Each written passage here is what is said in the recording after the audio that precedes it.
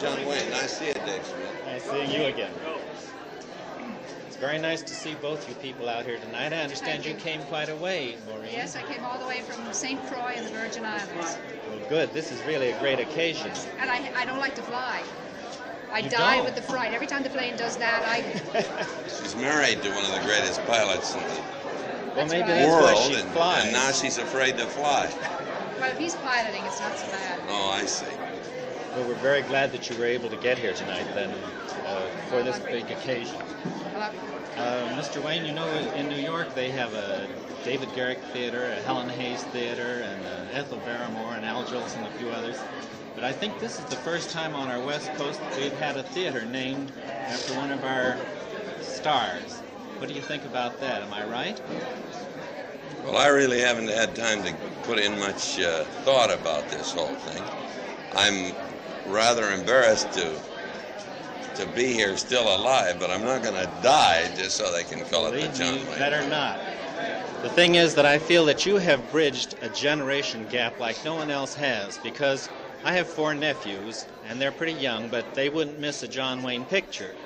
And so would we. Well, that's so because Maureen is in most of them. Well, she's been your wife a good many times, hasn't she? his fighting partner. That's actually what it's really been.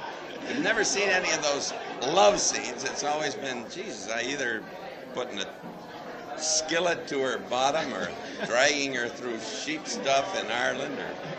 But she always ends up looking beautiful. There's no way to make her not beautiful. We tried that. Jack Ford tried to make her. Jack Ford tried to make her unattractive in a couple of scenes, and it was impossible. When? In The Quiet Man. No. When he had you running across through the storm, do you remember? Oh no, that was It good. looked because the wind nothing was but blowing. beautiful. Jeez. No, there was one day working on The Quiet Man that they had put the sheep manure all down on the ground for Duke to drag me through it, pardon me, and the gang that sort of were on my side would kick it out of the way all the time, and then Duke and Pappy Ford or John Ford would come in and they'd kick it back in. And finally, of course, they won, and I was dragged on my stomach right through this delicious stuff.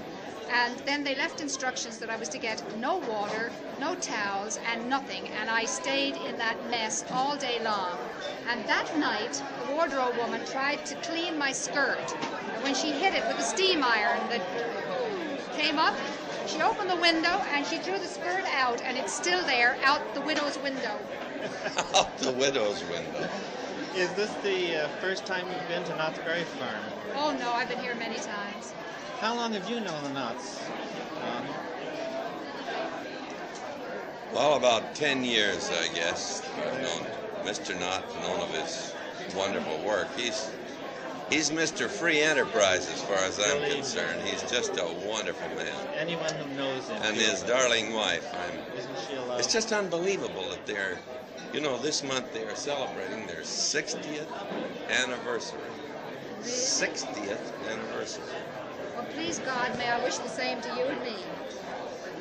On that note, I think that's That's I mean, a hell of an idea, but it's pretty late for us to get married. No, I mean, well. Thank you very much, John Wayne and Maureen O'Hara.